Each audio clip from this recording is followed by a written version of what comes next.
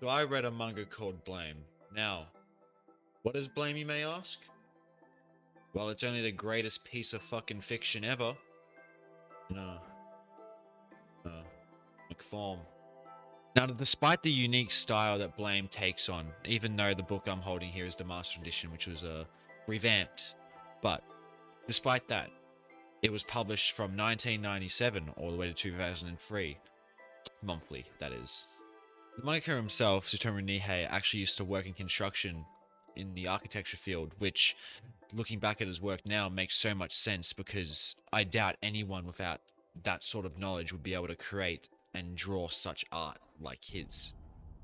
With only having two main series under his name, being Blame or Blam or Blam, however you pronounce it, also has Knights of Sidonia.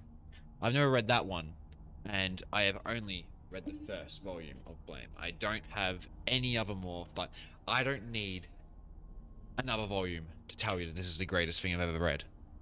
But enough about the mangaka. Let's talk about the actual story. Now I'm going to try and keep it spoiler free, so because I want you to read it. I don't want to tell you the story. This isn't a video for people who have read it already. I might make something after that, my thoughts and reviewing the actual first version volume of it. But I'm going to tell you a bit about the story and what it's about to actually make you want to read it. So we started off in just a vast world, right? Just looking at the panels, you can tell what the hell is going on. And the main protagonist goes by the name Keely. I was left wondering, what the hell is this about? And I found out about Blame due to a creator called Crescendex who posted a video about megalophobia and how it invokes an immense amount of fear. But that's besides the point. The first 5, 6 panels is nothing but just showing the environment, this long, desolate, empty sort of hallway tunnel thing that looks so massive that looking at the human-sized figures in the drawing is just astounding. Fostered environment rumbling and causing electricity to fire for no particular reason also is another reason as to why it seems so bizarre. Not only that, but you can see stingrays flying. Now, if I know anything about the world and animals, is I know for a fact that stingrays cannot fly in the air. They can swim, and if you remove the water and just made the water invisible as if they were in the air, then yeah, it kind of would look like that, but they can't fly. They can only swim. So why the hell are there two stingrays flying through this endless, non-existent, dark, tilted hallway? And just by seeing that, you're hooked. I was hooked.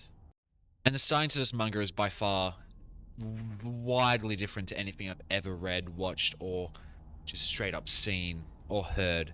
It's just Keely, the main protagonist, walking. And wow, that's cringy. Why are you walking? But it fills you with this sense of confusion and just wonder. You're like, what is going on? And it just immediately hooks you. It just gives you this burning question, and then it doesn't give you an answer.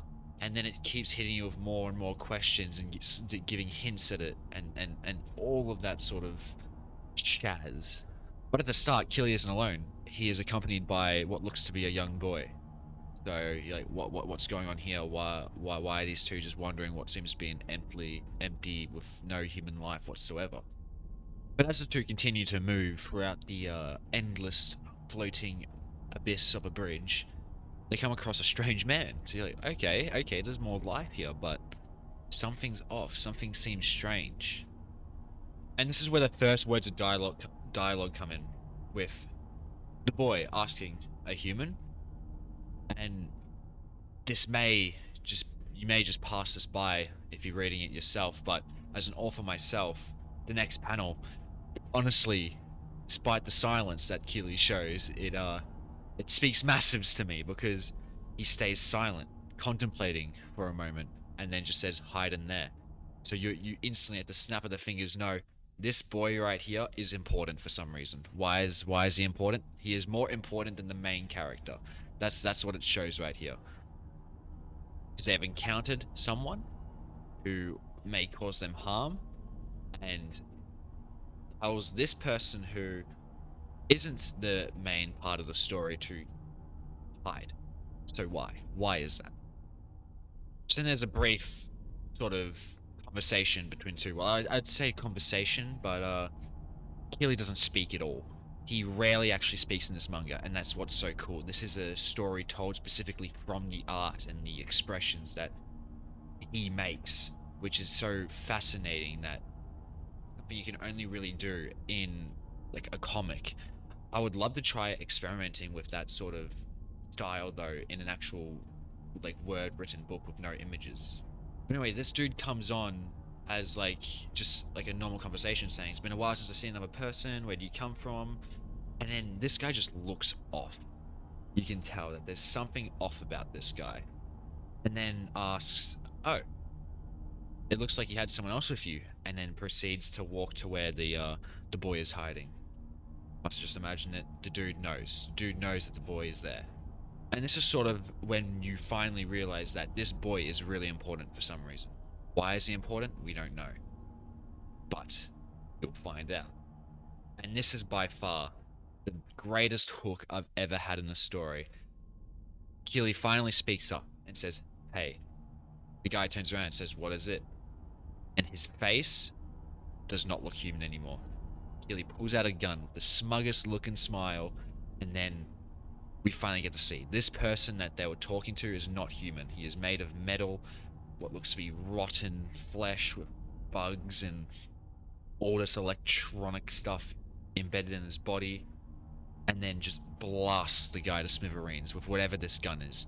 And this shows us that whatever this weapon he has is incredibly powerful, because I don't even see a bullet, and it just straight just cuts the person in half. This gun is insane, and we have no idea what it is. We don't know who this Keely guy is, what his goal is, who this boy is. It just fills you with so many questions you want the answer for. It puts you straight into the story's world, and you just want to know. But then we finally get to see what actually went through the guy in the next panel, which what looks to be just a sharp beam of light, which then flies off into the distance, hits the wall, and causes a massive explosion. So I'm sitting here like, what the fuck is this? Who is this guy? So after looking at the guy he just eviscerated on the ground, he retrieves the boy from his hiding spot, and then what follows next, the words spoken from the boy is just, I keep saying the word hooked, but it's what completely got me enamored with this story. And he said, "Keely, he wanted my cells too, didn't he?" Now, that is a weird thing to say. What do you mean he wanted my cells? Like, what does that mean? So upon starting this manga, in the first 5-6 pages, I have been hit with several different questions. Who is this boy? Who is this Keely? What is the weapon he's using? What was that man after? And why did the boy say he wanted my cells? What is going on here? And then it immediately adds on to that in the next page. This is the last page I'm gonna cover for this video. Because it cuts away from Keely and the boy for a little bit and shows these two other figures who do not look human. By far, they do not look human. They're some robotic individuals, some other different life form, we don't know. But they come across the guy who was shot by Keely, who is surprisingly not dead. Whoever this is kneels down, pulls some random cord out of their neck and plugs it into the dude. What is this? Just connected to them? Like, this isn't Bluetooth. You don't have Bluetooth here. You gotta actually connect the port to the person's brain. So now they're communicating via just brainwaves, is what I'm assuming, because the dude isn't talking. And then they say, "So you found them? Found who? They're searching for someone. Who are they searching for? That boy?" And then this guy replies, "Yes, the genotypes from before the infection." And then just says, "It's the little one." And that is how Blame completely overtook my life for a solid 2 weeks as I slowly read through this manga, analyzing each panel and each environment and each conversation, because it is such an interesting and mysterious and just large story that I can't even begin to comprehend. So that's the starting of Blame, Blam, or Bloom, or I don't know how you pronounce it. It's I pronounce it Blame, be Blam. I don't really know, but that is the starting of Blame. If you want me to talk more about Blame, perhaps the whole entire volume 1 of Blame, then I'd be happy to do so, review it maybe. But I really wanted to talk about this manga. I want to talk about more things as well, more manga, different ones, but I don't really know how to do this. I just sort of improvised this whole thing. I don't have dot points, I don't have anything. I just went through the pages and described my sort of thoughts of them. But I read this volume around 2-3 months ago, so it's probably time I go back and revisit it so I can actually give you more in-depth, and I might discover more things along the way. There's like panels in this story I could talk about for an entire video, so I may try that. But I do highly suggest that if you are into manga, hell, if you're not even into manga and you don't want to get into it because, oh no, it's weird anime stuff. Shut the hell up. Read Blame, because this shit is so good that you will thank me later. Blame is so good, so I highly suggest buying this book because you get the most out of it. It may be expensive if you can afford it. Highly suggest you get it because the panels are bigger. You really need it to physically read, but if you can't do that, read it online. You won't get the same experience, but you can get it just for if you like it, then buy it if you want to. But it's just it's so good. I really highly suggest you buy it physically. This is the one manga I suggest you buy physically. It's just that good. But other than that, thank you all for listening to my yapping sesh of Blame. I'm going to do more of these. Hope you enjoyed, and yeah, I'll see you later.